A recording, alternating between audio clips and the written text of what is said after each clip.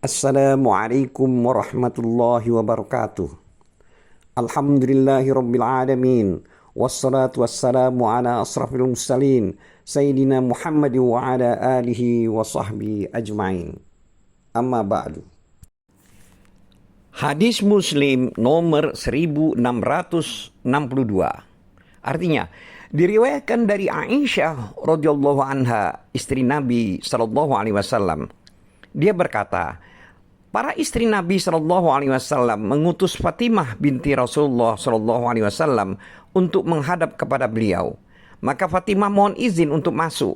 Yang ketika itu Nabi Shallallahu Alaihi Wasallam sedang berbaring dengan mengenakan kain selendangku. Lalu beliau menyilahkan Fatimah masuk. Kata Fatimah, "Ya Rasulullah, sesungguhnya para istri Anda mengutusku kepada Anda untuk menuntut keadilan, karena Anda dianggap lebih mencintai putri Abu Quhafah, dan aku tidak bisa memberikan jawaban." Kata Aisyah, maka Rasulullah Shallallahu Alaihi Wasallam bertanya kepada Fatimah, "Wahai putriku, tidakkah kau menyenangi apa yang aku senangi?" Fatimah menjawab, "Tentu." Kata Rasulullah SAW, "Kalau begitu maka senangilah perempuan itu," yaitu putri Abu Quhafah. Kata Aisyah radhiyallahu anha, setelah mendengar jawaban Rasulullah SAW tersebut, Fatimah berdiri lalu kembali kepada para istri Nabi SAW. Lalu dia beritahukan kepada mereka tentang apa yang telah dikatakan oleh Rasulullah SAW. Kata para istri Nabi SAW kepada Fatimah, "Kami mengutusmu tadi tidak ada hasilnya sedikit pun. Kembalilah kepada Rasulullah. Lalu katakan kepada beliau, sesungguhnya para istri Anda menuntut keadilan karena Anda dianggap lebih mencintai putri Abu Quhafah." Kata Fatimah, "Demi Allah, aku selamanya tidak akan mengatakan itu kepada Rasulullah SAW." Kata Aisyah, kemudian para istri Nabi SAW mengutus Zainab binti Abu Jahsi radhiyallahu anha, salah seorang istri Nabi SAW. Kata Aisyah, Zainab itu adalah salah seorang istri Nabi SAW yang pernah tawar-menawar denganku mengenai kedudukan, maksudnya giliran di sisi Rasulullah SAW. Dan sepengetahuanku tidak ada perempuan lain yang melebihi Zainab dalam kebaikan agamanya, ketakwaannya kepada Allah, kebenaran pembicaraannya, silaturahimnya, banyaknya sedekah, banyaknya amal kebajikan, dan takarrub kepada Allah Subhanahu wa Ta'ala. Meskipun dia agak keras, tapi cepat menjadi lunak. Kata Aisyah radhiyallahu anha, Zainab mohon izin untuk masuk. Yang ketika itu Rasulullah SAW sedang bersama Aisyah dengan mengenakan kain selendangnya, sebagaimana keadaan ketika beliau bersama Aisyah pada saat didatangi oleh Fatimah. Rasulullah SAW menyilahkan Zainab masuk. Lalu Zainab mengatakan, "Ya Rasulullah, sesungguhnya para istri Anda mengutusku untuk menuntut keadilan Anda, karena Anda dinilai lebih mencintai putri Abu Quhafah." Kata Aisyah, lalu Zainab menindihku hingga lama. Sedangkan aku memperhatikan Rasulullah SAW melalui sorot mata beliau, apakah beliau mengizinkan aku untuk membalas Zainab. Kata Aisyah, Zainab terus menindihku sehingga aku tahu bahwa Rasulullah SAW tidak marah kalau aku membalas Zainab sampai aku menang. Kata Aisyah, setelah aku berhasil menindih Zainab, aku tidak mengeraskan seranganku kepadanya. Kata Aisyah radhiyallahu anha, kemudian Rasulullah SAW mengatakan sambil tersenyum, "Aisyah memang putri Abu Bakar." Hadis ini juga diriwayatkan oleh Al-Bukhari nomor hadis 2581. Hadis Muslim nomor 1663. Diriwayatkan dari Aisyah radhiyallahu anha, dia berkata, jika Rasulullah SAW ingin mengetahui jadwal penggilirannya, beliau bertanya, hari ini aku seharusnya di istri yang mana? Dan besok di mana? Beliau tanyakan itu karena ingin berlama-lama dengan Aisyah. Kata Aisyah, ketika Rasulullah SAW berada di tempatku, beliau diwafatkan oleh Allah dalam pangkuanku.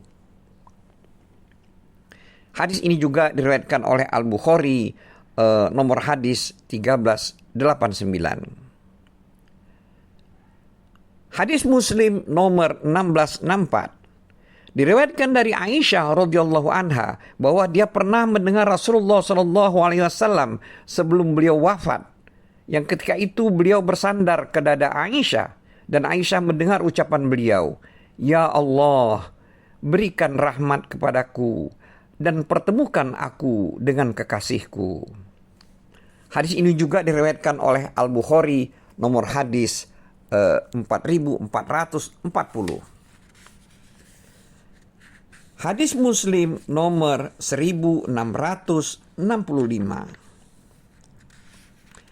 Diriwayatkan dari Aisyah radhiyallahu anha, dia berkata, ketika Rasulullah sallallahu alaihi wasallam dalam keadaan sehat, beliau bersabda, "Sesungguhnya seorang nabi tidaklah diwafatkan sehingga diperlihatkan kepadanya tempat di surga, lalu dia dipersilahkan memilih."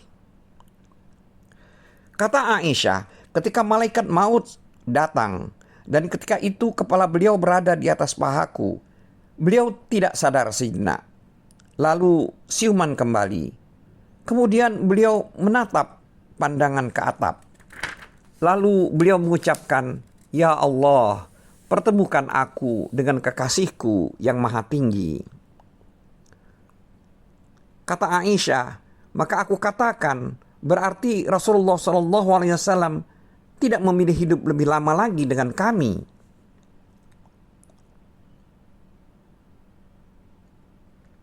Kata Aisyah, aku teringat dengan ucapan yang pernah beliau sampaikan kepada kami ketika beliau masih sehat. Sesungguhnya seorang nabi tidaklah diwafatkan sehingga diperlihatkan kepadanya tempat di surga, lalu dia dipersilahkan memilih. Kata Aisyah, itulah kata-kata yang beliau ucapkan terakhir kalinya, yaitu, "Ya Allah, pertemukan aku dengan kekasihku yang maha tinggi." Hadis ini juga diriwayatkan oleh Al-Bukhari nomor hadis 4463.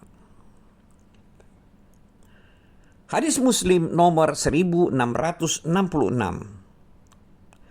Diriwayatkan dari Aisyah radhiyallahu anha, dia berkata, apabila Rasulullah SAW hendak bepergian, beliau mengundi di antara para istri beliau.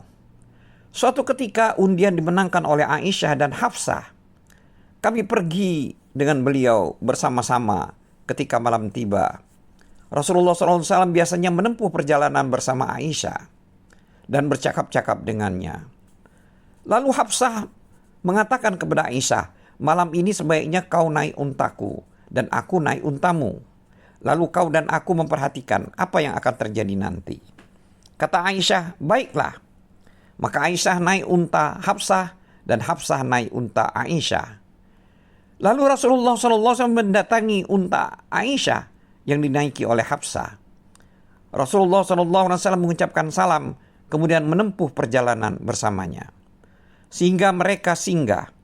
Maka Rasulullah SAW dicari oleh Aisyah. Sehingga dia merasa cemburu. Ketika mereka singgah, Aisyah menjulurkan kedua kakinya di antara pohon izkir sambil berkata, "Ya Tuhan, perintahkanlah kalajengking atau ular untuk menggigitku, karena aku tidak kuasa mengatakan apapun kepada Rasulmu." Hadis ini juga diriwayatkan oleh Al-Bukhari nomor hadis 5211. Hadis Muslim nomor 1667. Artinya, diriwayatkan oleh Abu Musa radhiyallahu anhu, dia berkata, Rasulullah SAW pernah bersabda, "Laki-laki itu sempurna, lengkap dalam banyak hal, Sedangkan perempuan yang sempurna dan lengkap hanyalah Maryam binti Imran dan Asiyah istri Fir'aun. Sesungguhnya keutamaan Aisyah di antara para wanita lain adalah seperti keunggulan sarit dibandingkan makanan yang lain. Hadis ini juga diriwayatkan oleh Al-Bukhari nomor hadis 3411. Hadis Muslim nomor 1668 diriwayatkan dari Aisyah radhiyallahu anha. Dia berkata, Rasulullah sallallahu alaihi wasallam pernah bersabda, "Hai Aisyah, inilah Jibril alaihi salam mengucapkan salam kepadamu." Kata Aisyah, "Wa alaihi salam wa rahmatullah." Semoga keselamatan dan rahmat Allah selalu tetap padamu juga. Kata Aisyah, Rasulullah SAW bisa melihat apa yang tidak bisa aku lihat. Hadis ini juga diriwayatkan oleh Al-Bukhari nomor hadis 3768.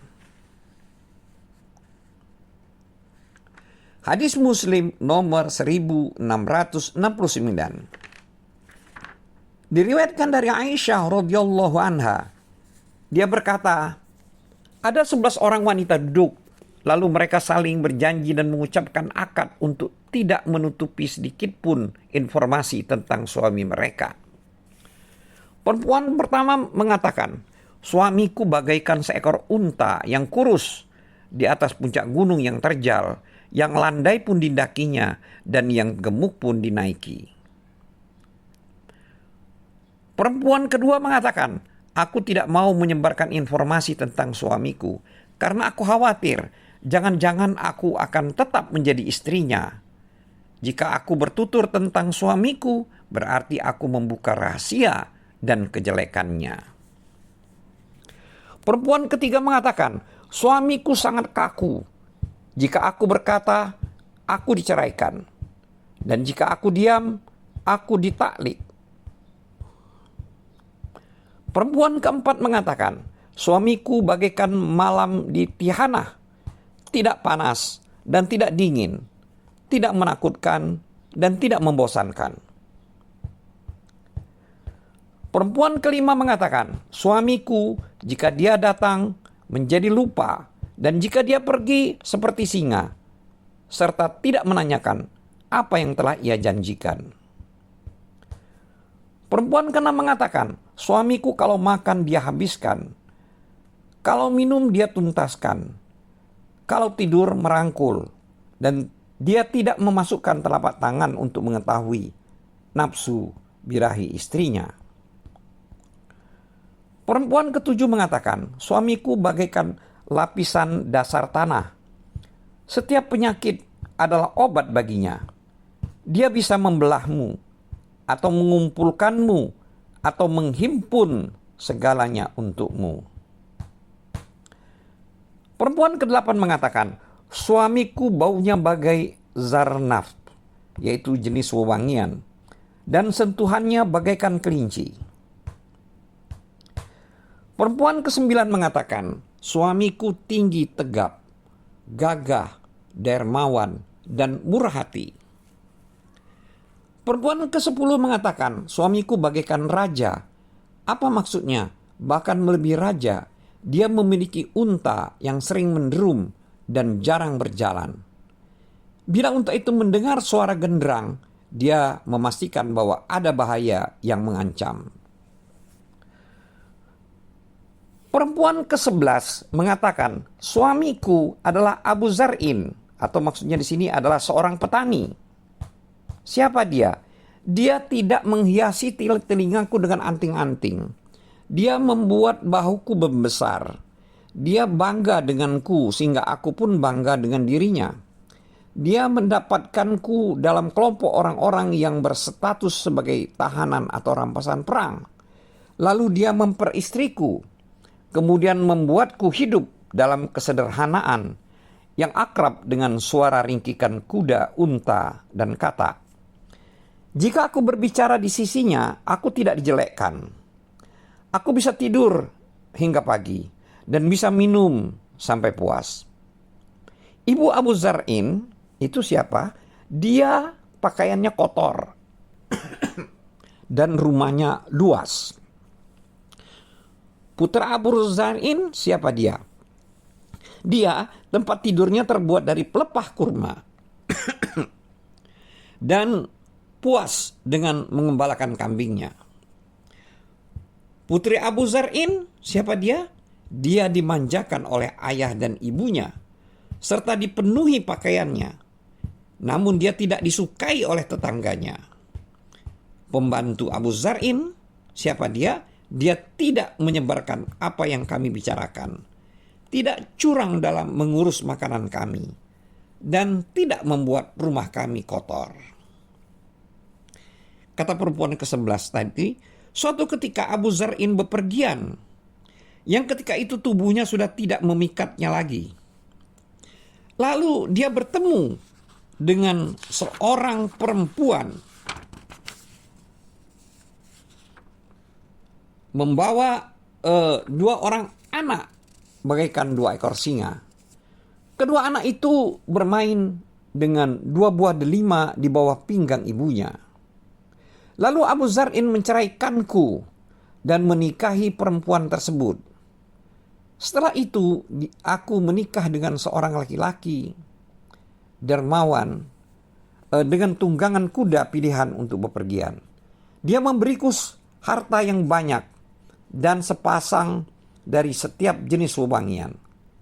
Kata dia, "Hai Ummu Zar'in," maksudnya bekas istri Abu Zar'in, "makanlah dan kirimkan pula bahan makanan kepada keluargamu. Seandainya aku himpun segala sesuatu yang telah dia berikan kepadaku, maka itu pun belum sepenuh bejana Abu Zar'in yang paling kecil."